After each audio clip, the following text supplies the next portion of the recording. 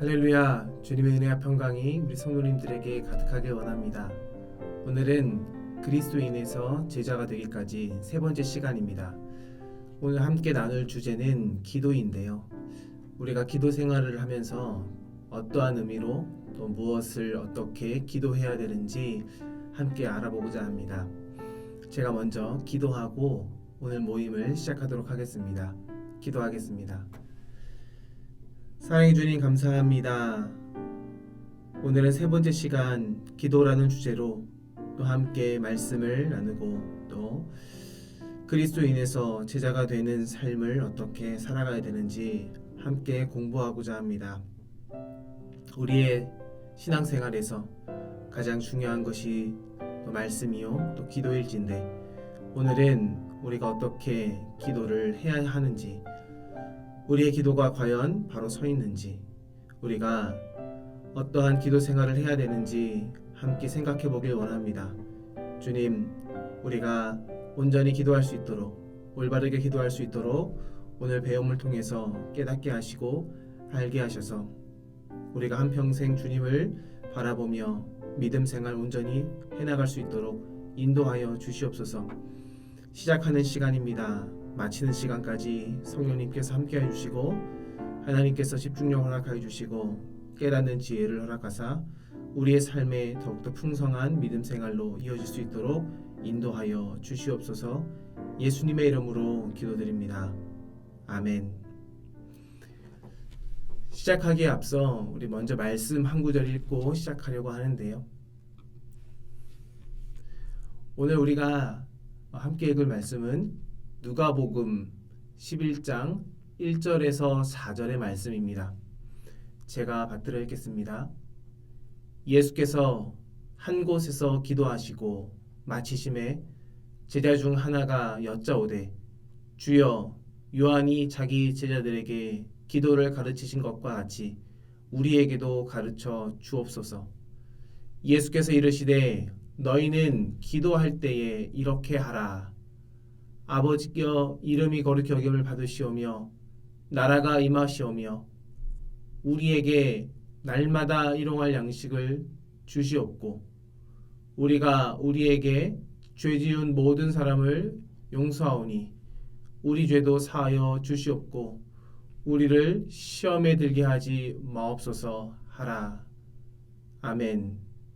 예수님을 믿는 사람들에게 신앙생활을 하면서 꼭 필요한 것이 무엇이냐고 물을 때에 우리는 그것은 바로 기도의 성숙이라고 말할 수 있습니다.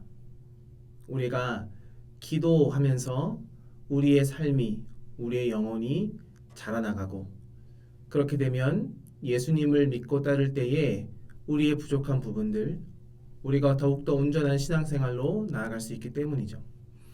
그래서 우리는 기도의 성숙이 필요합니다. 기도가 잘한다 라고 우리가 말을 바꿔서 할 수 있는데요. 에베소서 4장 13절에 보면 이렇게 나와 있습니다. 우리가 다 하나님의 아들을 믿는 것과 아는 일에 하나가 되어 온전한 사람을 이루어 그리스도의 장성한 분량이 충만한 데까지 이르리니. 기도가 잘한다는 것은 단순히 삶의 한 부분에 어떤 효과가 있는 특별한 영적인 기술을 손에 쥐는 것을 뜻하지 않습니다. 그것은 사도 바울이 말했던 그리스도의 장성한 분량에 이르는 것을 말합니다. 즉 그리스도께서 우리에게 가르쳐준 인간됨, 우리 안에 있는 하나님의 형상이 온전히 구현되는 것, 그래서 우리가 태어난 목적대로 우리의 원래의 모습대로 살아가는 것, 그것이 인간됨을 향해 자라가는 것을 뜻하는데요. 이것이 바로 그리스도의 장성한 분량에 이르는 것입니다. 간단히 말해서 기도가 잘한다라는 것은 기독교적인 인간성이 무르익는 것을 뜻합니다. 사람들이 예수 그리스도 덕분에 라고 말할 때 우리가 예수님 덕분에 기도할 수 있고 예수님 덕분에 하나님 앞에 나아갈 수 있다라는 것을 전제로 하죠. 하나님께 다양한 방식으로 아뢰 수 있게 되는 것입니다. 누구 때문에요? 바로 예수님 덕분에. 바로 이 예수님 덕분에 우리가 기도하게 되면서 예수 그리스도를 통하여 기도하게 되면서 우리 기독교의 모든 성찰과 신학이 시작되었다고 볼 수 있습니다. 이처럼 새롭게 기도를 체험한 그리스도인들은 하나님께 새로운 방식으로 기도할 수 있는 길을 주님께서 열어주셨다는 것이죠.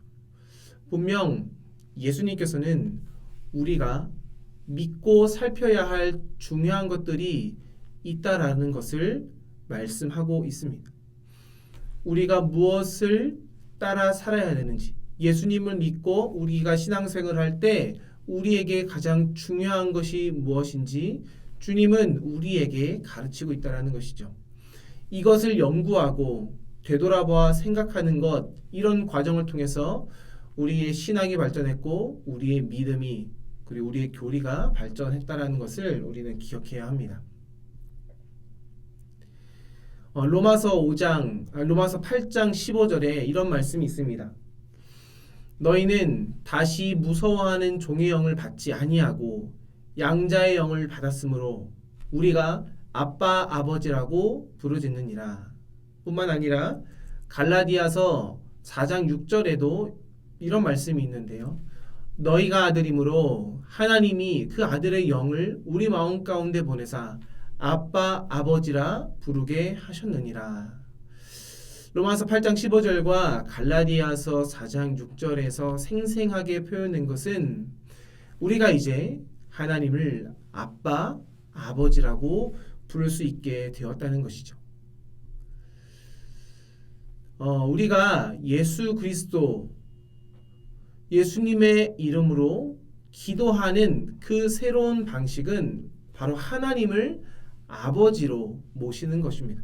그래서 하나님 아버지께 아뢰 수 있는 그 능력을, 그 권세를 갖게 되는 것인데 이것이 바로 예수의 영, 성령이 하는 일이라고 볼 수 있습니다. 이것은 예수님께서 돌아가시기 전날 밤 기도하셨지요. 마가복음 14장 36절을 보시면 우리가 알 수 있는데 주님께서 이렇게 기도하십니다. 이르시되 아빠 아버지여 아버지께는 모든 것이 가능하오니 이 잔을 내게서 옮기시옵소서. 그러나 나의 원대로 마시옵고 아버지의 원대로 하옵소서라고 주님은 기도하셨습니다. 그래서 그리스도인들에게 기도한다라는 것은 다른 모든 일에 우선해서 예수님께서 하신 그 기도가 우리 자신 안에 일어나게 하는 것이 우리가 가장 먼저 기도해야 된다라는 것입니다. 우리가 다른 것을 구하기 전에 예수님이 구했던 그 기도, 그 간구를 우리가 동일하게 고백해야 되는 것, 이것이 우리가 해야 될 기도라는 것이죠. 예수님께서 직접 제자들에게 가르쳐준 기도가 있습니다. 이 기도에서도 주님은 제자들에게 말씀하십니다. 하나님은 우리 아버지시다라고 말씀하시면서 하나님 아버지께 기도해야 될 것을 말하고 있죠. 아빠 아버지라고 우리가 하나님을 아버지라고 고백하며 부르짖는 것, 이것이 우리가 가장 먼저 해야 될 것입니다. 그 예수님의 기도의 시작이 우리의 기도의 시작이 되어야 된다는 것이죠. 이러한 기도가 우리의 기도가 되어진다면 예수님께서 그 겟세마네 동산에서 기도하실 때 그 하나님 앞에 자신의 모든 것을 드렸던 그 기도의 순간에 바로 우리도 그 자리에 있게 된다는 것을 우리는 알 수 있습니다. 그래서 우리는 기도할 때 나 혼자 기도하는 것이 아니라 예수님이 계신 그 자리에 내가 있고 예수님께서 말씀하시는 그 모든 것을 우리도 말할 수 있다는 것을 확신하고 그것을 믿는 믿음 안에서 기도하는 것이 바로 기도의 시작이라는 것이죠. 어떤 사람들은 기도에 대해서 가르칠 때 흔히 먼저 이렇게 말합니다. 하나님의 임재 안에 서십시오. 그러나 우리는 이렇게 말할 수 있죠. 예수님께 계신 곳에 서십시오. 하나님의 임재라는 그 모호한 표현보다 분명하게 예수님이 계신 곳에 우리가 서야 한다라는 것입니다. 이 메시지가, 이 표현이 훨씬 더 우리가 기도하며 나아갈 때 도움되지 않을까요? 이렇게 말하는 것이 참 당돌하고 때로는 주제넘기까지 한 것처럼 보이긴 합니다. 사실은 신약 성경이 우리에게 가르치는 것이 바로 이것이기 때문에 주제넘어 보이기도 하고 당돌해 보이기도 하지만 우리는 주님이 계신 곳에 서서 기도해야 될 필요가 있습니다. 예수님께서는 우리를 위해 하나님께 말하기도 하지만 우리는 예수님 안에서 하나님께 아뢰 수 있는 것입니다. 우리는 우리가 원하는 것을 때때로 구하지만 예수님은 아버지께 우리의 기도의 제목을 아뢰면서 하나님의 사랑, 그 하나님 아버지의 사랑의 그 깊은 곳, 그 심연을 들여다 보십니다. 그래서 우리가 예수님을 좀 더 깊이 이해하고 우리가 신앙의 자라감에 따라, 우리의 믿음이 자라감에 따라 우리의 기도하는 내용도 처음에는 내가 구하는 것으로부터 시작돼서 점점 예수님께서 아버지에게 항상 구했던 것을 닮아가면서 나의 기도가 아니라 예수님이 기도했던 것을 우리도 기도할 수 있게 된다는 것입니다. 그렇게 예수님께서는 자신에게 생명을 주신 그 하나님 앞에, 그리고 그 하나님의 그 사랑 안에서 하나님의 뜻을 구하는 기도로 나아가듯이 우리도 동일하게 그 예수님의 기도와 같이 하나님의 뜻을 구하며 하나님의 뜻이 온전히 내 삶에 이어질 수 있도록 기도할 수 있다는 것입니다. 이것이 기도의 성격입니다. 다시 말해서 기도란 예수님께서 우리 안에서 기도하도록 맡기시는 것. 내가 기도하는 것을 넘어서서 이제는 예수님께서 내 안에서 기도할 수 있도록 나를 맡기는 것입니다. 이렇게 되면 우리의 이기적인 생각과 그리고 우리의 꿈과 그 희망, 그런 것들을 처음에는 나의 생각, 나의 꿈, 나의 희망에 그치면서 그것을 하나님께 독단적으로 아뢰게 되지만 이제 이것을 넘어서서 나의 생각과 나의 꿈과 나의 희망이 그 예수님의 영원한 사역과 일치되면서 이제는 예수님의 기도가 나의 입술을 통해서 나아가게 된다는 겁니다. 나와 예수님, 그 사이에는 엄청난 괴리가 있죠. 그래서 이렇게 기도로 하는 나의 기도에서 예수님의 기도로 넘어가는 과정이 참으로 힘듭니다. 그 힘든 과정이 시작되는 것이 바로 기도의 시작입니다. 예수님께서 겟세마네 동산에서 나의 원대로 하지 마시옵고 라고 말씀하셨던 그 내용, 주님도 주님의 원이 있었죠. 주님의 뜻이 있었습니다. 하지만 주님은 자신의 뜻과 이상과 꿈을 내려놓고 하나님의 꿈과 하나님의 열심과 하나님의 그 계획대로, 하나님의 뜻대로 해달라고 기도하셨습니다. 그렇게 기도할 때 정말 피땀 흘려가며 기도했다라는 것, 그만큼 주님도 힘든 과정을 겪었다라는 겁니다. 정말 고통과 고뇌가 극에 달했던 그 순간이 바로 기도의 순간이었다라는 것이죠. 나의 원에서 하나님의 원함으로 넘어갈 때 인간적인 두려움과 인간적인 걱정과 근심들이 한순간에 하나님의 희망과 하나님의 열정과 하나님의 사랑으로 전환되는 것이었습니다. 이 과정을 겪는 것이 바로 예수님을 본받는 기도입니다. 그러므로 예수님께서 기도를 가르치시면서 예수님이 계신 곳에, 즉 우리 아버지께 기도하며 우리가 주님의 기도를 우리의 기도로 가지고 와서 기도한다는 것은 참으로 필요하고 참으로 어려운 길이고 이것을 해야만 한다는 것입니다.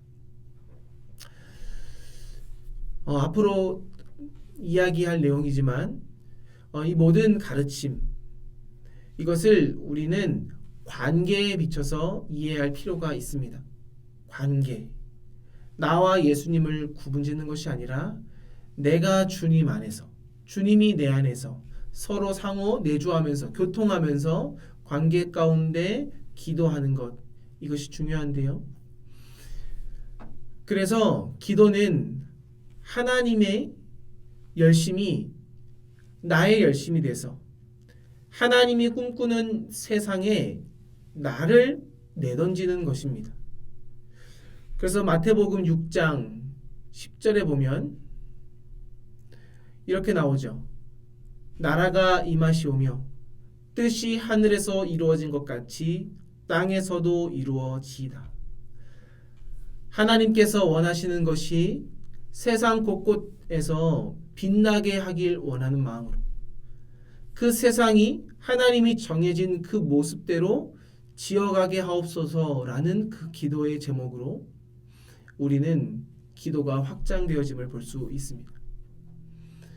그래서 우리가 먼저 기도할 때 나의 뜻, 나의 원함이 아니라 하나님의 뜻, 하나님의 나라, 하나님의 열심이 나의 마음의 중심이 되어져야 한다라는 것입니다. 그 다음에야 비로소 우리는 우리의 필요한 것을 구할 수 있습니다. 그렇다면 우리가 필요로 하는 것은 무엇일까요? 우리에게는 주님의 도움이 필요합니다. 또 우리에게는 주님의 자비하심과 또 주님의 보호, 그리고 일용할 양식과 또 용서가 필요합니다. 이 모든 것은 우리 힘으로 능히 감당할 수 없는 시험들을 피하기 위해서이죠. 신약 성경 시대 초대교회 때 초기 그리스도인들이 기도를 했습니다. 그리고 기도를 다루는 성찰 가운데 대부분 그들이 그 성찰의 근본이 되는 것이 있었다면 그것은 주님이 제자들에게 가르쳐 주신 주님의 기도였습니다. 제자들은 예수님께 우리에게도 주님 기도를 가르쳐 주십시오 라고 말했죠. 그래서 예수님께서는 그 제자들에게 당신의 기도를 알려주셨습니다. 그래서 예수님의 기도, 그 주님의 기도는 우리 기도의 출발점으로 정말 딱 어울립니다. 그래서 우리가 이제 함께 공부해보고자 하는 것은 바로 이 주님의 기도에 대해서 초대 기독교인들이 초대 그리스도교 저술가 중에 세 사람을 뽑아서 그 세 사람이 어떻게 그 주님의 기도를 이해했고 그것을 통해서 초대교회에 가르침을 줬는지를 함께 공부해보려고 하는데요. 그들은 대략 주 3세기에서 5세기에 살았던 사람들입니다. 한 사람은 신학자이자 교사였고요. 또 다른 한 사람은 주교였고 나머지 한 사람은 수도사였습니다. 그러면 처음부터 우리 한 사람 한 사람 알아봤으면 좋겠는데요.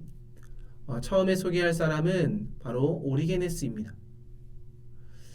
오리게네스, 그는 이집트의 알렉산드리아에서 자라났습니다. 그는 254년경 사망했는데요. 그는 알렉산드리아와 팔레스타인의 가이사랴에서 많은 사람들을 가르쳤습니다.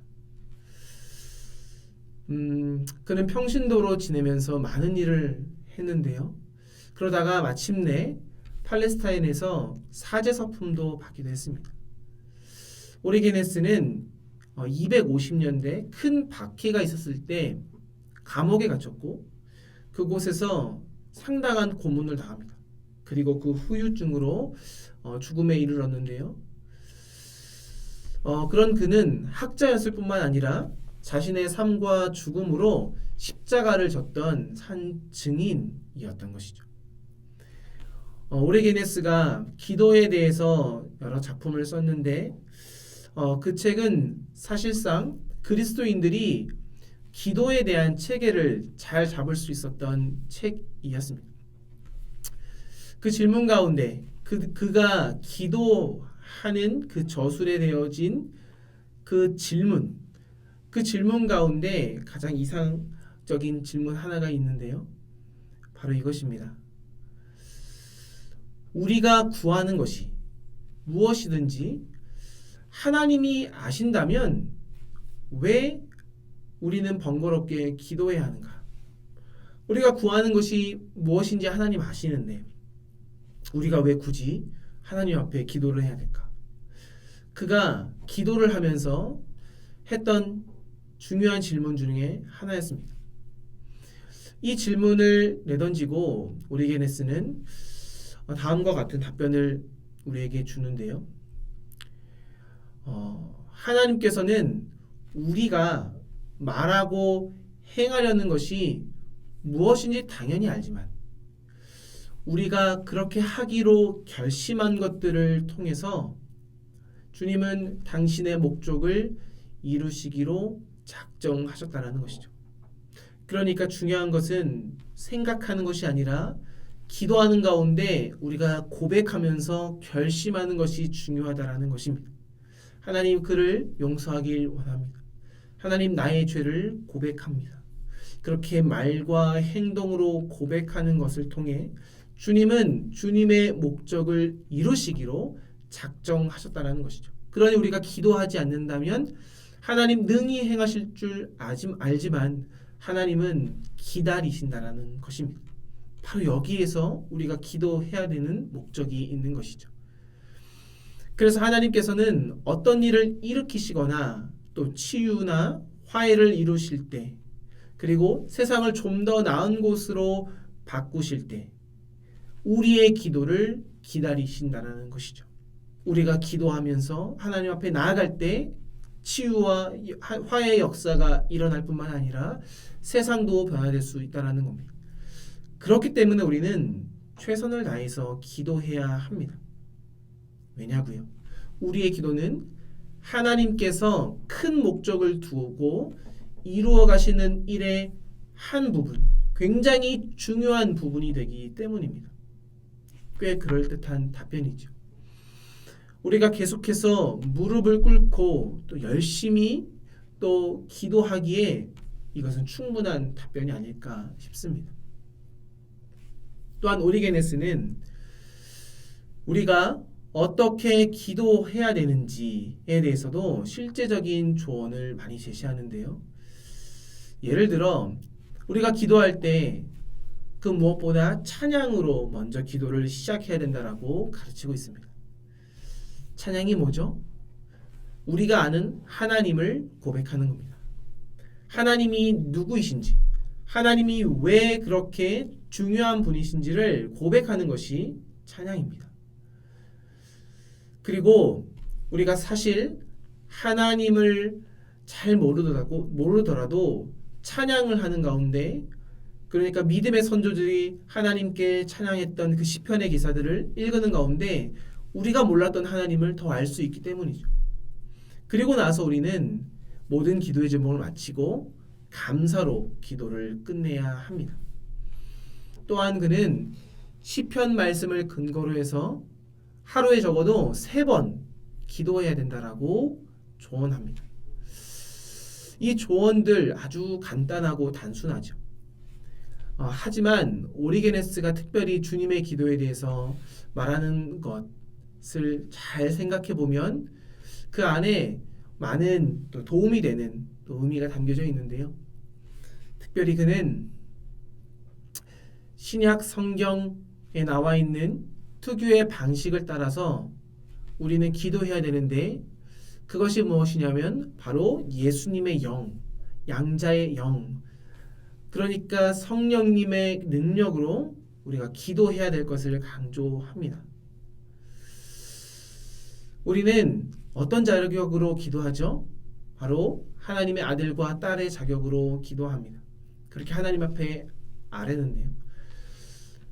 그런 하나님은 우리에게서 멀리 계시는 하나님이 아니라 바로 하나님 스스로가 우리에게 가까이 계시기로 기꺼이 작정하신 하나님이라는 겁니다. 우리의 친구 되신 그 하나님, 즉 나의 옆에서 나의 음성에 귀 기울이시는 그 하나님께 우리는 기도하는데 그 기도의 중심에 성령님이 계시다라는 것이죠. 성령님은 우리를 언제나 감싸 안으시고 또 우리의 가장 가까운 곳에 계십니다. 그러니까 우리가 기도할 때 그렇게 가까이 계신 하나님께 굳이 큰 소리를 내어서 힘껏 외치면서 기도할 필요는 없다라는 것이죠. 물론 간절해지면 우리가 소리를 내어서 큰 소리로 기도할 수 있습니다. 하지만 큰 소리를 낸다 하여 하나님이 더 잘 들으시고 작은 소리를 내는 자의 기도를 더 덜 들으신다라는 것은 아닙니다. 하나님은 우리의 가장 가까운 친구 되시고 우리의 아버지 되시기 때문에 우리의 마음을 다해 하나님 앞에 기도한다면 우리의 소리와 상관없이 주님은 우리의 기도를 들으신다라는 것입니다. 이 점을 염두에 둔다면 오리게니스는 우리의 기도는 예수님께 하는 것을 넘어서서 우리의 기도 자체가 언제나 예수님 안에 있다고 말하고 있습니다. 예수님께 하는 것이 맞죠. 하지만 우리가 고백하는 모든 것이 이미 예수 그리스도 안에 있다라고 생각하는 것입니다. 대상을 향해서 내던지는 것이 아니라 우리의 기도를 주님이 품고 안고 계신다라는 것입니다. 그래서 초대교회의 많은 성도들이 예수님 앞에 기도할 때에 나의 기도를 주님이 품으신다라는 생각으로 그들은 대화하면서 기도하는 습관을 가졌습니다. 그 기도, 우리는 과연 주님을 대상으로 두고 주님을 향해 큰 소리로 외칩니까? 아니면 나아가서 주님 안에 내가 있음을 믿음으로 주님과 대화하는 기도로 기도하고 있습니까? 이 두 가지가 균형 잡힌 자가 또 기도를 온전하게 할 수 있는 사람일 줄로 생각이 되는데요. 예수님께서 우리를 사랑하셨죠.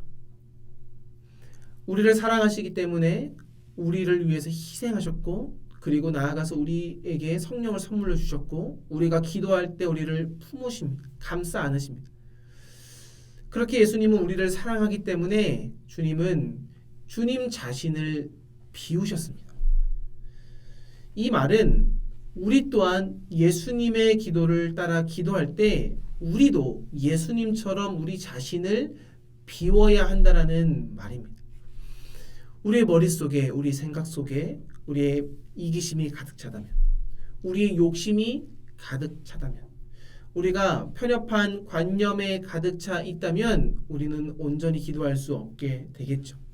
우리의 마음과 정신을 깨끗하게 치워서 빈 자리로 만들 때 하나님이 우리의 그 빈자리에 하나님의 사랑으로 예수님의 영으로 가득하게 하십니다. 그래서 우리가 기도한다 했을 때 예수님이 계신 곳에서 우리가 기도한다 했을 때 그것은 우리의 마음을 비워서 예수님의 뜻과 예수님의 사랑이 충만해져서 그 예수님의 뜻과 행위를 품는 사람이 되어 기도한다는 것을 의미합니다. 이것은 오리게네스에 따르면 우리가 기도할 때는 누구나 제사장이 된다라는 뜻을 가리킵니다. 예수님께서 세상의 고난과 그 모든 슬픔을 누구에게 가져갔죠? 하나님 아버지께 가져갔죠. 그렇듯이 우리도 기도하면서 예수님 안에서 예수님의 뜻과 행위에 참여함으로써 우리도 누군가의 고난과 슬픔을 하나님 앞에 가져갈 수 있다는 겁니다. 이것이 바로 제사장이 된다라는 것입니다. 제사장적인 기도를 한다라는 것입니다. 세상의 고통과 세상의 그 좌절과 아픔을 품고 하나님께 가져가는 기도. 이것이 바로 대제사장적인 기도. 예수님께서 대제사장적인 기도를 했듯이 우리도 제사장적인 기도로 하나님 앞에 기도할 수 있다는 것입니다. 이어서 오리게네스는 보다 더 구체적인 기도의 조언을 이렇게 하는데요. 우리는 어디서든지 기도할 수 있다는 것입니다. 그러니까 특별한 장소에서만 기도하는 것으로 생각하지 말라는 것이죠. 그렇다고 해서 우리의 기도의 형식까지도 무시하라는 말은 아닙니다. 홀로 있는 곳에서 우리의 몸의 평정을, 우리의 마음의 중심을 잡고 기도하는 것이 중요하다는 것이죠. 흥미로운 사실은 그의 이 말이 의미하는 것이 우리가 기도를 준비할 때 개인적으로 고요하고 평온한 상태를 유지하는 것만을 말하는 것은 아니라는 점입니다. 우리는 보다 더 깊은 차원에서의 평안을 회복할 필요가 있다라는 것이죠. 뭐라고요? 우리 마음속에 보다 깊은 차원의 그 심연에 있는 평안에 주목해서 이것이 회복되도록 하나님 앞에 나아가야 된다라는 것입니다. 그러니까 우리는 기도를 시작하기 전에 우리의 이웃과 평화를 이루어야 합니다. 우리의 이웃과 화목해야 합니다. 그래서 그는 때로는 금식하면서 사람들에게 사랑을 나눠주라고 말합니다. 그들과 화해하라고 말합니다. 이것이 바로 우리의 마음속에 평안을 만들어줄 수 있는 중요한 근거가 된다라고 말하죠. 그래서 예수님께서도 마태복음 5장 24절에 이렇게 말씀하셨습니다. 예물을 제단 앞에 두고 먼저 가서 형제와 화목하고 그 후에 와서 예물을 드리라. 여기서 예물은 예배이기도 하지만 우리는 기도 드리는 것으로도 해석할 수 있습니다. 마지막으로 오리게네스는 레위기를 다루는 한 설교에서 가난한 사람에게 베푸는 관용, 이것은 기도를 성결한 것으로 되게 하는 중요한 요소라고 또한 강조하였죠.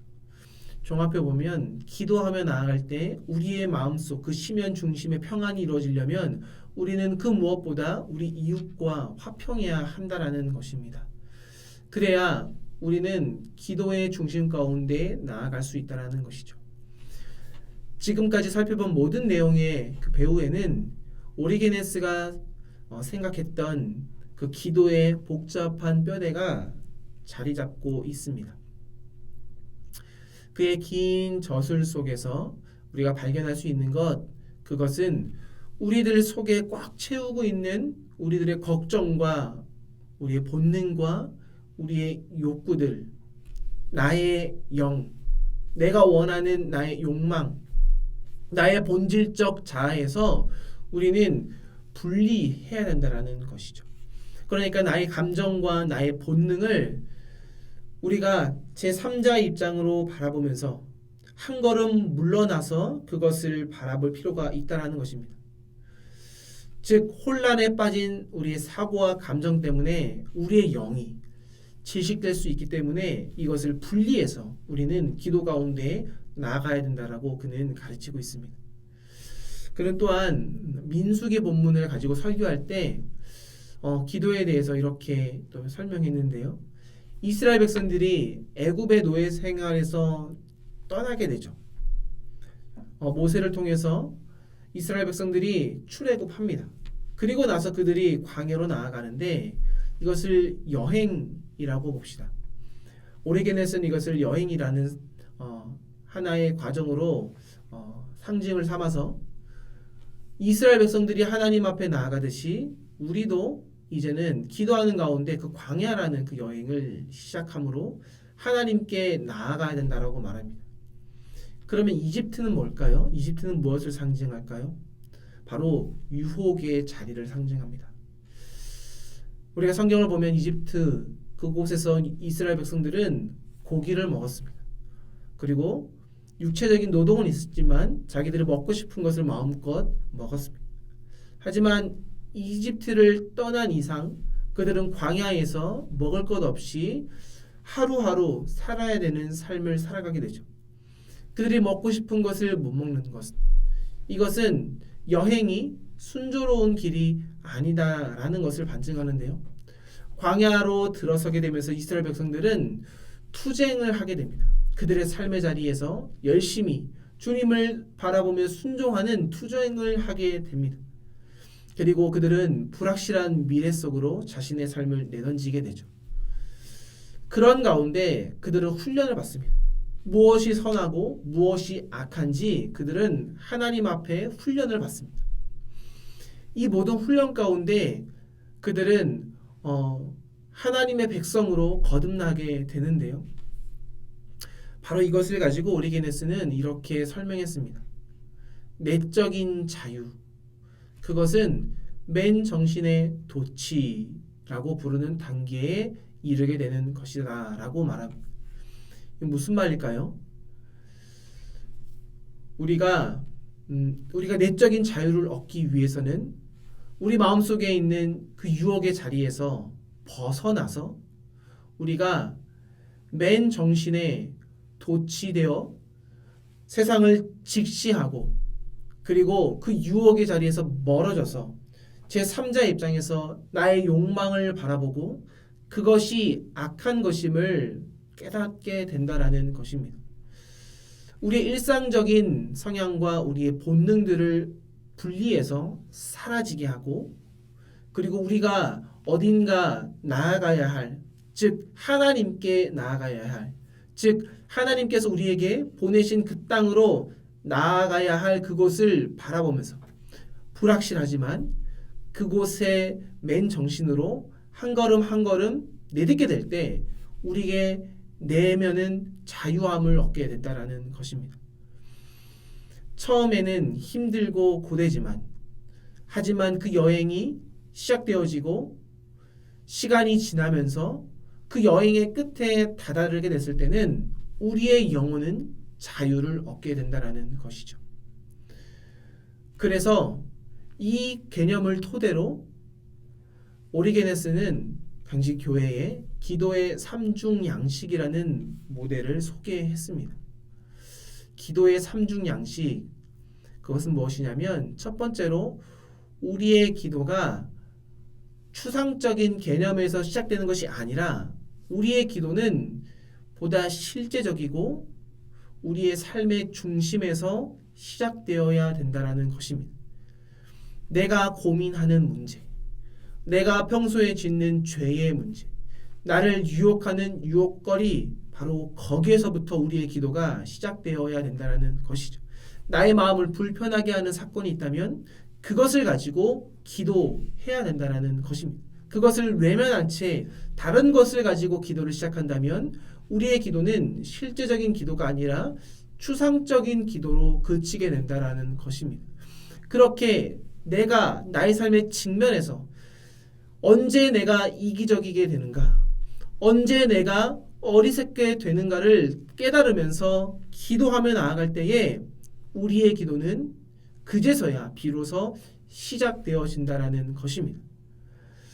그렇게 해서 두 번째 단계에 이르게 되면 우리는 기도를 통해서 우리를 둘러싼 그 세상 속에서, 우리를 둘러싼 그 유혹 속에서, 우리를 둘러싼 그 좌절 속에서 하나님을 볼 수 있는 자유에 도달하게 된다는 거죠. 하나님이 안 보였는데 그 어둠 속에서 빛과 같은 하나님이 눈에 보이기 시작한다는 것입니다. 이를 통해서 우리의 자아와 우리의 거친 기질들을 우리는 하나하나씩 통제할 수 있게 되고 그리고 그 안에서 우리는 하나님의 일하심을 더 많이 볼 수 있게 됩니다.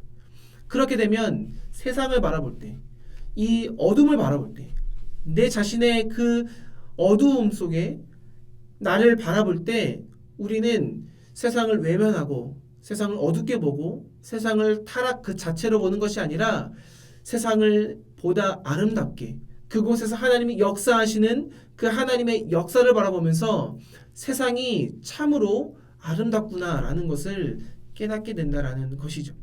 그리고 세상의 질서 속에 하나님께서 그 질서를 어떻게 통치하시며 어떻게 이뤄가시는지를 우리가 바라볼 수 있게 된다는 것입니다.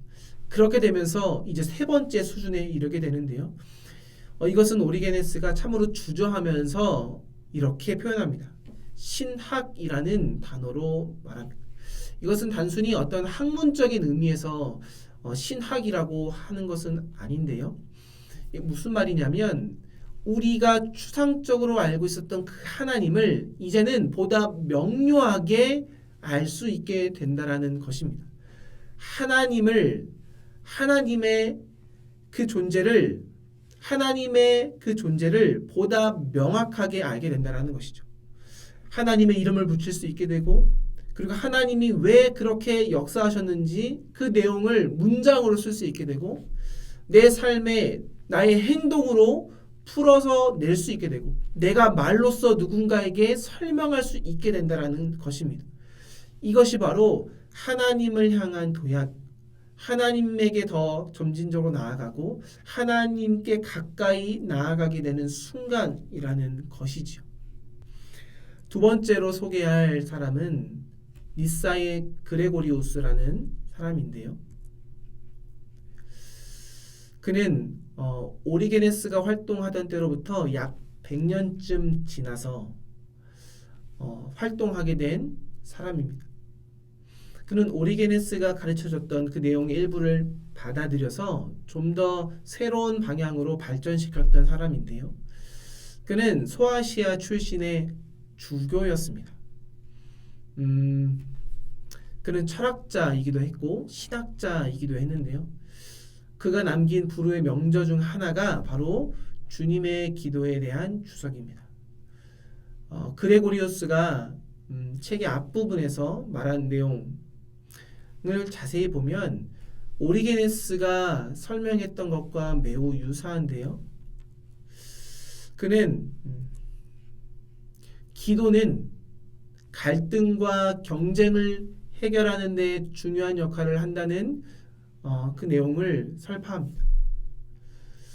우리가 누군가로부터 이기고자 했을 때, 누군가로부터의 그 갈등에서 벗어날 때 세상의 방식이 아니라 하나님의 방식으로 이 갈등과 이 경쟁을 해결할 수 있도록 돕는 것이 바로 기도라고 설명하죠. 그래서 기도하게 될 때 우리는 사람들과 화해를 이룰 수 있게 된다라고 말합니다. 너무나 분명하고 너무나 명료한 설명이지요. 그래서 그레고리우스가 설명한 것을 우리가 조금 더 살펴볼 필요가 있는데요. 그가 기도에 대해서 말할 때 그 기도는 우리로 하여금 천국으로 인도한다라고 합니다. 천국으로 인도하면서 그리스도 안에서 하나님을 직접 볼 수 있게 해주는 것이 기도라고 말합니다. 나아가서 우리가 기도를 통해서 하나님의 영광에 참여하면서 우리는 천사들보다 때로는 동등하게, 때로는 더 뛰어나게 주님이 우리를 변화시키는 것이 바로 기도다라고 말하죠. 그래서 우리는 기도를 통해서 점점 더 하나님의 권세를 받고 나누면서 누리면서 살아갈 수 있는 존재가 된다라는 것인데요. 우리가 하나님의 권세를 받게 되면 우리 안에 무슨 능력이 나타날까요? 기적을 행할 수 있게 되죠. 그럼 그 기적은 무슨 기적일까요? 뭔가 맙술과 같은 기적일까요? 아닙니다. 그 기적은 앞에서 말씀드렸다시피 우리 주변의 이웃들을 용서하고 나의 재산을 가난한 자들에게 나눠주는 기적을 말합니다. 용서한다라는 것이 기적이다라고 말하는 것이죠. 누군가를 사랑하고 누군가가 나에게 피해를 끼쳤는데 내가 그 사람을 용서한다라는 것이 바로 창조의 능력이기 때문에 이것이 바로 기적이다라고 그는 말합니다. 바로 이것이 하나님의 권세가 역사하는 방식이라고 그는 말하죠. 그리고 우리에게 그런 하나님의 권세가 부어질 때 우리는 이러한 기적들을 우리 삶의 곳곳에서 매일매일 행할 수 있게 된다라고 말합니다. 그레고리우스는 마태복음 6장 12절에서 주님이 우리에게 가르쳐 주셨던 그 기도에 대해서 좀 더 확장시키면서 설명하는데요. 마태복음 6장 12절 말씀을 먼저 볼까요? 우리가 우리에게 죄 지은 자를 사하여 준 것 같이 우리 죄를 사하여 주시옵고. 이 구절을 보다 정확하게 논했는데 그는 이렇게 말합니다. 우리가 우리에게 죄 지은 자를 이미 사하여 준 것 같이. 그는 우리가 누군가를 용서할 때 그것을 먼저 해야 된다라고 말합니다. 이것에 대해서 훨씬 더 강조하는데요. 우리가 누군가를 용서하는 행위가 우리 안에서 일어나는 것, 이것이 주님의 기도 중에서 가장 벅찬 부분이라고 주장했습니다. 우리가 누군가를 용서하는 그 힘이 참으로 기도의 열매 중에 열매라는 것이죠. 마태복음 18장 24절에서 35절에 보면 빚진 자의 비유에 대해서 나오는데요. 이 말씀을 먼저 한번 읽어보겠습니다. 24절입니다. 결산할 때에 10,000달란트 빚진 자 하나를 데려오매 갚을 것이 없는지라 주인이 명하여 그 몸과 아내와 자식들과 모든 소유를 다 팔아 갚게 하라 하니 그 종이 엎드려 절하며 이르되 내게 참으소서 다 갚으리이다 하거늘 그 종의 주인이 불쌍히 여겨 놓아 보내매 그 빚을 탕감하여 주었더니 그 종이 나가서 자기에게 100데나리온 빚진 동료 한 사람을 만나 붙들어 목을 잡고 이르되 빚을 갚으라 하매 그 동료가 엎드려 간구하여 이르되 나에게 참아 주소서 갚으리이다 하되 허락하지 아니하고 이에 가서 그가 빚을 갚도록 옥에 가두거늘 그 동료들이 그것을 보고 몹시 딱하게 여겨 주인에게 가서 그 일을 다 알리니 이에 주인이 그를 불러다가 말하되 악한 종아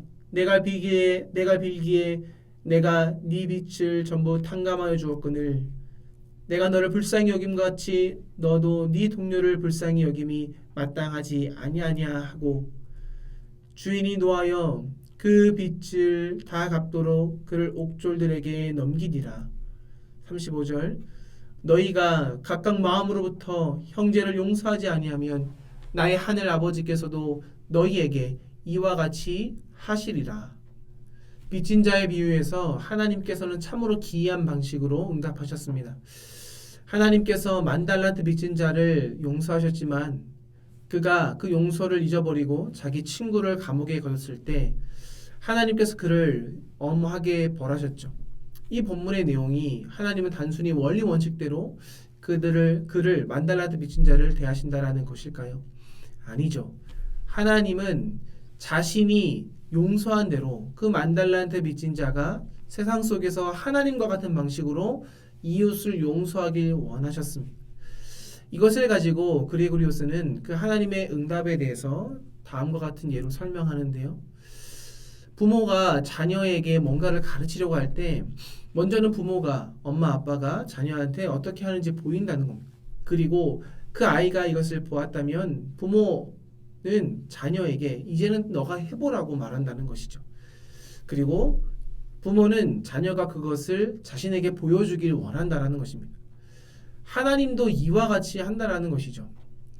우리에게 먼저 하나님의 용서를 보여주시고 이제는 뒤로 물러나셔서 이제는 우리가 누군가를 용서하면서 하나님에게 받은 그 용서를 우리 삶에서 나타내길 하나님은 원하신다라는 것입니다. 우리가 하나님을 본받는 자로서 우리는 부르심을 받았죠. 그런데 하나님은 우리가 그것을 넘어서서 하나님도 우리가 본받는 사람이 되길 원하신다라는 것입니다. 제가 이미 용서하였으니 저를 용서해 주십시오. 이 말은 하나님이 나를 용서하신 것을 내가 마음속에 품고 우리도 이제 세상에서 누군가를 용서하는 삶으로 살아갈 때에 우리가 단순히 용서하는 것으로 그치는 것이 아니라 그들도 나를 용서하고 그리고 용서받은 그도 또 다른 누군가를 용서하는 용서가 점점 확산되는 삶을 살아가길 용서가 점점 확산되어지길 주님은 원하셨다라는 것입니다. 그레고리오스는 바로 이것이 기도 중에서 가장 어려우면서도 가장 중요한 것이라고 말합니다.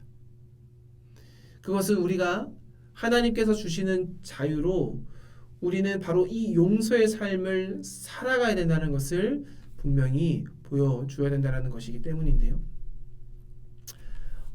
앞에서 우리가 충분히 살펴보았듯이 그레고리오스는 주님의 기도의 다른 구절에 대해서 논하면서 우리가 지나치게 우리의 내면으로 치우쳐서는 안 된다라고 주장합니다. 마태복음 6장 11절 말씀인데요.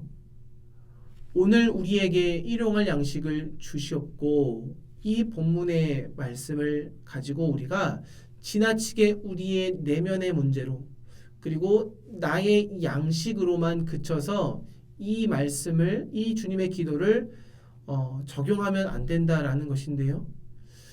이 구절은 참으로 내가 필요로 하는 것을 주님께 달라고 기도하는 것일까요? 아닙니다.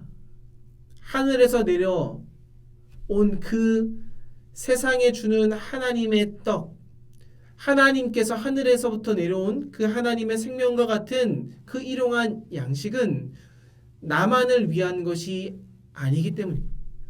그 일용할 양식은 나를 포함한 모든 사람을 위한 양식이기 때문에 우리가 이 기도를 가지고 적용할 때 하나님 나의 필요한 양식을 주십시오라고 기도하는 것, 그것에만 머물러서는 안 된다는 것을 그는 가르치고 있습니다. 우리가 필히 구해야 될 것은 나의 양식을 넘어서서 모든 사람을 위하는 양식이어야 한다는 것입니다. 마지막으로 그레고리오스는 오리게네스와 마찬가지로 기도를 무한한 신비를 향해서 끊임없이 성장하고 움직인다라고 말했습니다. 모세의 삶을 다룬 책에서 그레고리오스가 하나님과 함께하는 삶, 그리고 하나님이 누구이신지를 우리가 정의하고자 할 때 우리는 결단코 그 하나님의 그 임재와 하나님과 그 하나님과 함께하는 그 삶을 단 한 문장으로 정의 내릴 수 없다라고 말합니다. 보십시오. 모세가 하나님을 뵙고자, 하나님의 그 임재를 경험하고자, 하나님의 얼굴을 보고자 시내산 정상으로 올랐을 때 그가 하나님을 보았나요? 아닙니다. 하나님의 얼굴을 보지 못합니다. 그리고 그는 그 시내산에서 내려오게 되죠.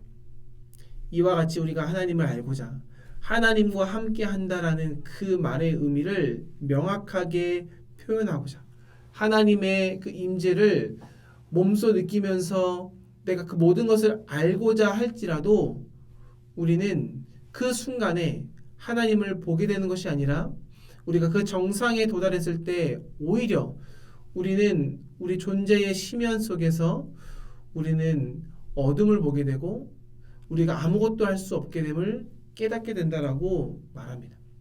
그러나 그 순간, 그 존재의 심연 속에 머무는 그 순간, 그레고리오스는 우리가 황홀경을 경험할 뿐이다라고 말하죠. 이 황홀경을 다른 말로 번역하면 밖에 서다라는 말인데요. 우리가 하나님과 우리 자신에 대해서 생각할 때 우리는 통상적인 방법, 밖에 서서 우리는 하나님을 볼 수밖에 없다라는 의미입니다. 말이 좀 어려운데요. 우리가 하나님을 안다라고 했을 때, 우리가 하나님의 안에 있다라고 생각했을 때 우리는 언제든지 하나님 밖으로 물러나게 돼서 그 하나님을 절대로, 하나님의 얼굴을 절대로 볼 수도 없고 그 하나님을 참으로 정의 내릴 수도 없고 하나님의 임재 안에서 내가 모든 것을 소유할 수도 없다라는 뜻입니다. 그러니까 단순히 그 황홀경이라는 그 존재의 심연 속에 느껴지는 그 찰나의 감정만 느낄 뿐 우리는 통상적으로 밖에 서서 하나님을 저 멀리서 느끼는 그 순간 밖에 경험할 수 없다라고 그는 말합니다.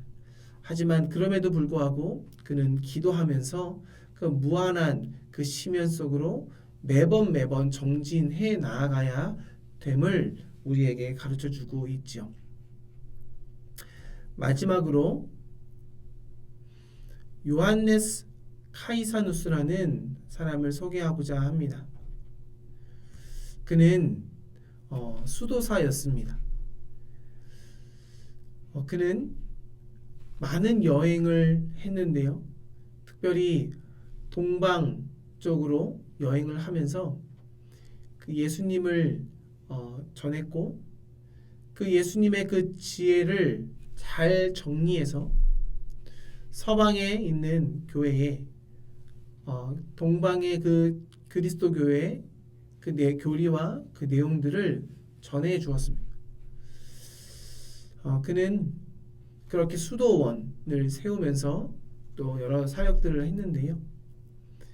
그가 수도사들을 가르치면서 서방의 그리스도인들에게 기도를 체계적으로 요약해서 설명했는데요.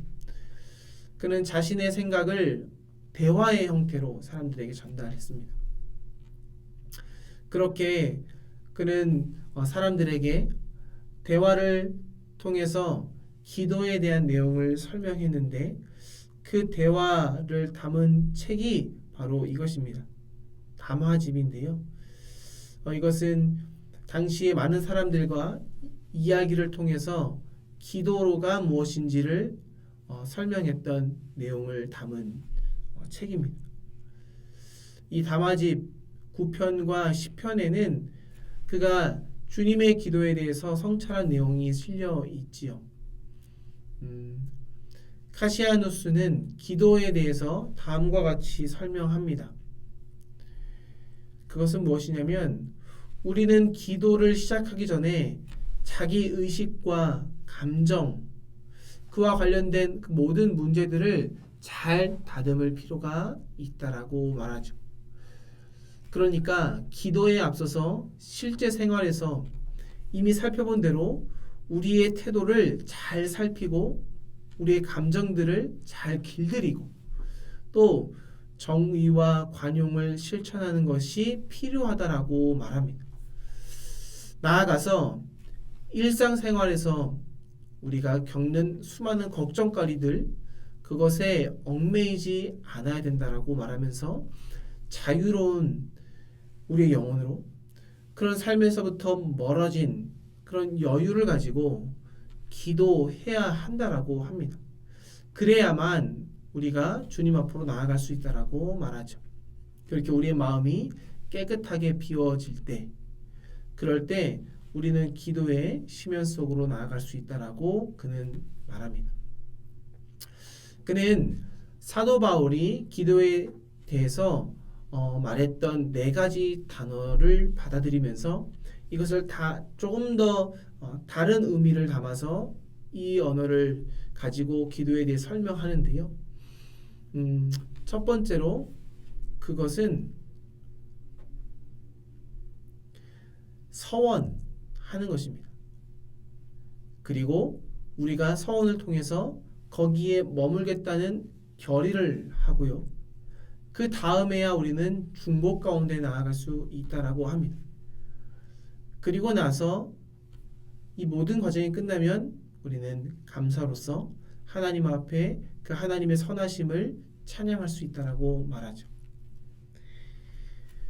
그래서 기도는 약속이자 맹세이라고 합니다.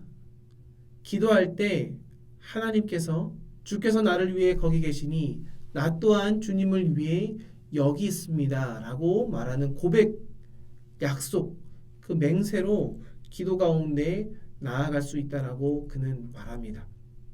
여기서 우리는 오리게네스의 가르침과 카이사누스의 가르침이 어느 정도 유사하다는 것을 알 수 있는데요.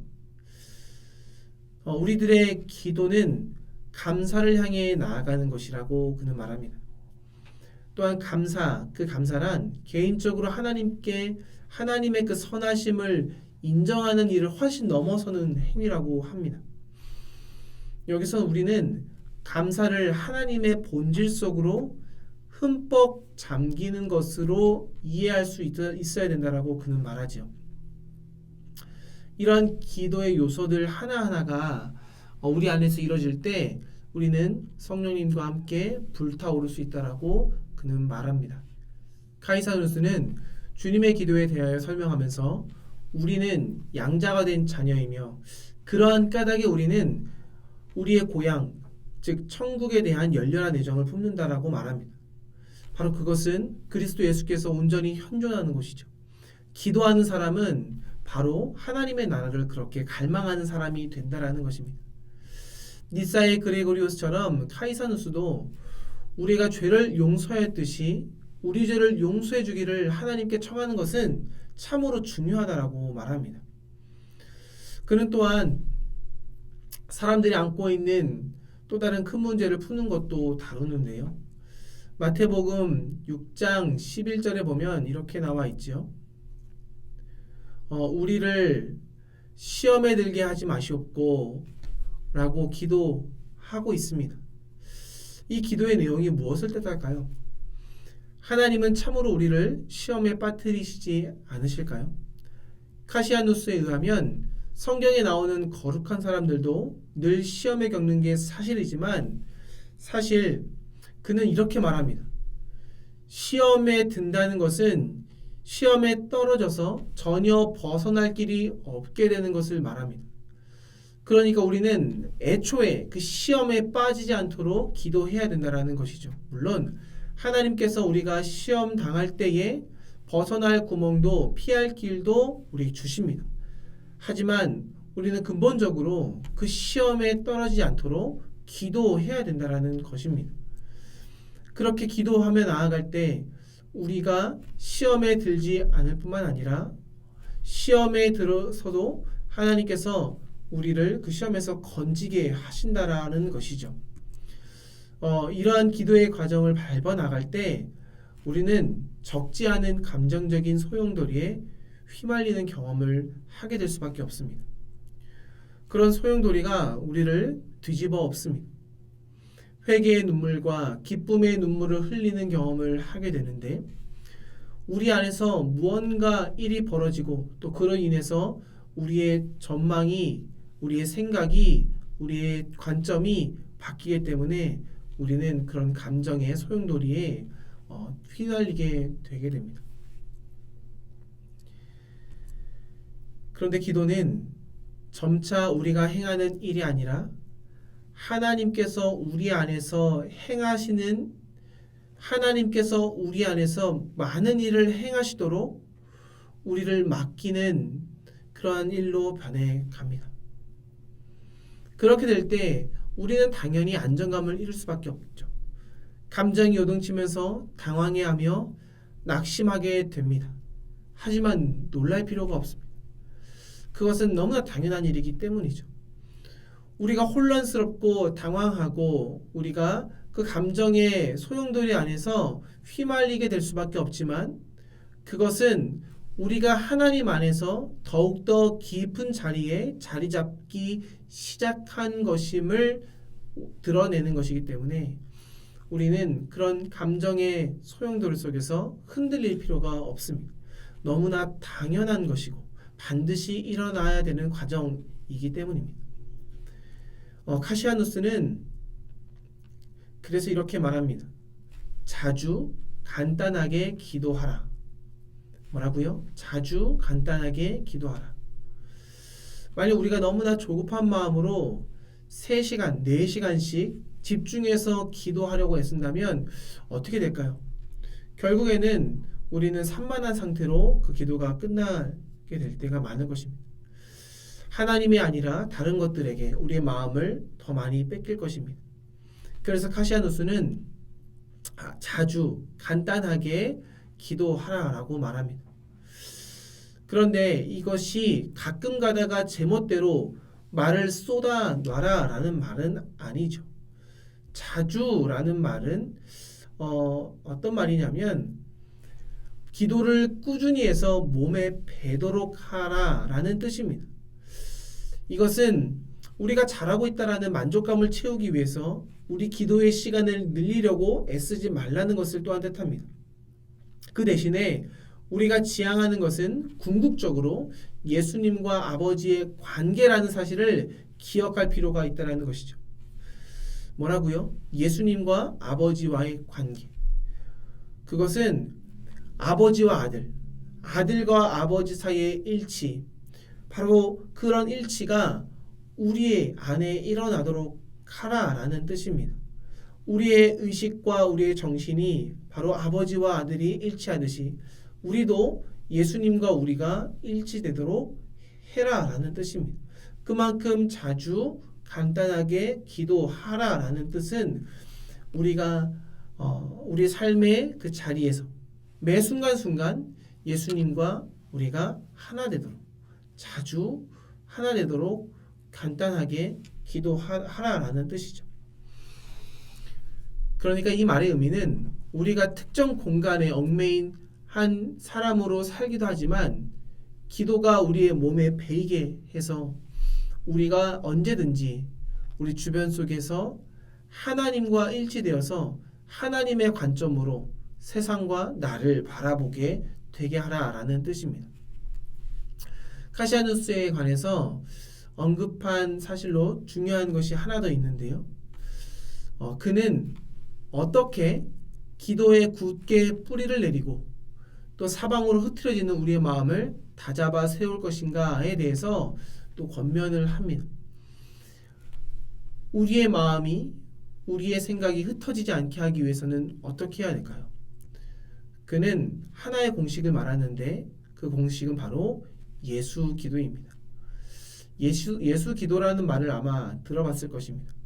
그것은 무엇이냐면 주 예수 그리스도 하나님의 아들이시여 이 죄인에게 자비를 베푸소서라고 반복해서 드리는 기도가 바로 예수의 기도입니다. 그런데 카시아누스는 더 짧은 공식을 하나 제안하는데요. 그것은 뭐냐면 시편 40편 13절에 나와 있는 이 말씀입니다. 여호와여 은총을 베푸사 나를 구원하소서. 그리고 다음인데요. 여호와여 속히 나를 도우소서. 그는 이렇게 기도하라라고 말합니다. 여호와여 속히 나를 도우소서. 카시아누스는 이 공식이 우리가 기도해야 할 전부라고 말하고서는 이어서 이렇게 말합니다. 그러니 제발 내 말을 믿으십시오. 당신들도 그렇게 기도할 필요가 있을 것입니다. 라고 덧붙입니다. 그래서 우리가 마음이 산만해지던가 우리가 기도에 집중하려고 할 때 이렇게 고백하라고 말합니다. 여호와여 속히 나를 도우소서. 그렇게 기도하면서 집중하며 나아가는 것이 또 기도의 좋은 방법이라고 말하지요. 저희는 오늘 세 인물에 대해서 함께 살펴보았습니다. 초대교회의 위대한 인물이었던 오리게네스와 또 그리고리오스, 카시아누스, 이 세 인물은 각자의 방식으로 주님의 기도에 대해 성찰하였고 그리고 기도에 대한 본인의 생각을 그리스도인들에게 전하였습니다. 다시 한 번 더 마지막으로 이 내용을 정리하면서 오늘 강의를 마치려고 하는데요. 첫 번째는 기도가 무엇이냐면 기도란 바로 우리 안에서 하나님께 일하시는 하나님께서 하시는 일이라는 것입니다. 기도는 하나님께 우리를 좋게 대해 주시기를 구하거나 하나님께서 우리에게 관심을 갖도록 떼쓰는 일이 아닙니다. 기도는 우리의 마음과 생각과 정신을 열어서 하나님 아버지께 여기 제 안에 주님의 아들에 계시며 성령을 통해 기도하길 원합니다. 부디 제가 성령님의 기도에 예수님의 기도에 귀를 기울이게 하옵소서. 그래서 내가 예수님께 그리고 예수님 안에서 일하고 행하며 사랑하기를 원합니다. 라고 아뢰는 일이 바로 우리 안에서 하나님께서 하시는 일을 행하라는 점이 바로 기도라는 것입니다. 하나님께서 행하시는 일이 내 안에서 온전히 일어나도록 하는 것이 기도라는 것이고요. 두 번째로는 그래서 우리가 기도하며 나아갈 때 하는 그 기도는 세상에서 의롭게 사는 일과 밀접하게 연결된다라는 것입니다. 그 의롭게 사는 일, 의로운 삶이란 무엇인가요? 우리 안에 있는 이기심이라든가 타인에 대한 두려움, 그리고 폭력성, 미래에 대한 불안, 다른 사람을 희생시켜서 성공하고자 하는 내 안의 욕망, 이런 것들에 절대 휘둘리지 않는 성숙함을 뜻합니다. 그것이 바로 의로운 삶입니다. 그래서 기도는 우리 안에서 예수의 생명이 살아 움직이게 하는 것입니다. 화해와 자비, 하나님의 사랑과 환영을 다른 사람에게, 이웃에게 값없이 베푸는 일입니다. 바로 이러한 아름다운 인간됨의 모습이 우리 안에서 드러나는 것이 바로 기도입니다. 마지막으로 기도는 우리가 기도할 때 우리에게 필요한 일은 신실하게 최선을 다해 포기하지 않는 자세라는 것이죠. 지금 우리 눈앞에 무슨 일이 진행되고 일어났는지 우리는 확실하게 알 수 없습니다. 내 안에서 기도가 깊어지면 깊어질수록 어떠한 일이 우리 눈앞에 우리 주변에서 이루어지는지 우리는 때때로 더욱더 모르게 되기도 합니다. 그래서 우리는 당황하거나 낙담할 수도 있죠. 또 어떤 일이 결코 일어나지 않는다고 끝이라고 느끼게 될 수도 있습니다. 그렇게 확신이 안 설 때 우리는 그대로 멈춰서서 이렇게 기도해야 합니다. 오 하나님, 속히 저를 구원하여 주시옵소서. 무엇이라고요? 하나님, 저를 구원하소서. 이렇게 기도를 하며 우리가 주님 앞에 나아갈 때에 주님은 바로 거기에서 일하시며 또 우리가 주님이 계신 그곳에서 나도 서길 원한다라고 고백할 수 있다는 것입니다. 이것이 바로 우리가 하는 기도의 시작이자 기도의 마지막이 되어야 될 줄로 압니다. 오늘 기도에 대해서 두서없이 말해서 참으로 쉽지 않은 시간이었을 텐데요. 하지만 기억할 것은 우리는 기도를 해야 된다는 것입니다. 오늘 강의를 들으시면서 우리가 배웠던 것을 잠시 생각해 보면서 오늘 함께 기도하면서 이 강의를 마쳤으면 좋겠는데요. 우리는 지금까지 어떤 마음으로, 어떤 생각으로 기도했습니까? 초대 기독교인 또 초대의 교부들이 그리스도인들에게 주님의 기도를 가르치면서 그들에게 기도의 의미와 또 기도의 생활이 어떻게 전개되어야 하는지를 가르쳤습니다. 우리가 그 전승을 이어받아서 오늘 우리가 우리 삶에서 기도하며 나아갈 때에 무엇을 어떻게 기도해야 될지 또 정리하는 시간, 그래서 그 기도를 통해서 하나님의 그 중심 안에서 예수님이 서 계신 그 자리에 우리도 서 있는, 그래서 주님 구원하여 주시옵소서라고 기도드리는 믿음의 자녀가 되었으면 좋겠습니다. 제가 기도하고 오늘의 강의를 마치도록 하겠습니다. 기도하겠습니다. 하나님 아버지 감사합니다.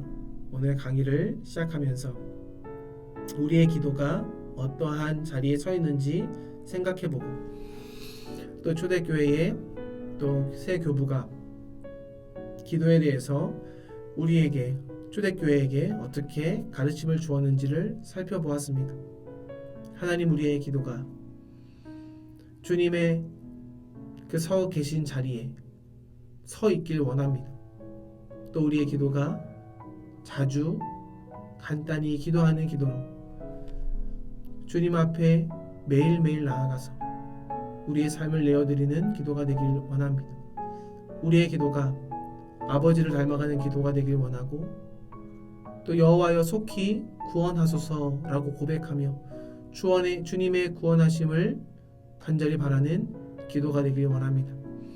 하나님 아버지, 우리의 기도를 통해서 더욱더 예수 그리스도의 그 십자가의 자리에 나아가게 하시고 우리의 삶이 더욱더 변화되게 하시고 주님을 닮아가는 우리들 될 수 있도록 인도하여 주시옵소서. 감사드리오며 살아계신 우리 구주 예수님의 이름으로 기도드립니다. 아멘. 감사합니다. 또 긴 시간 함께 해주셔서 감사드리고 또 다음 시간에 또 건강한 모습으로 뵙도록 하겠습니다.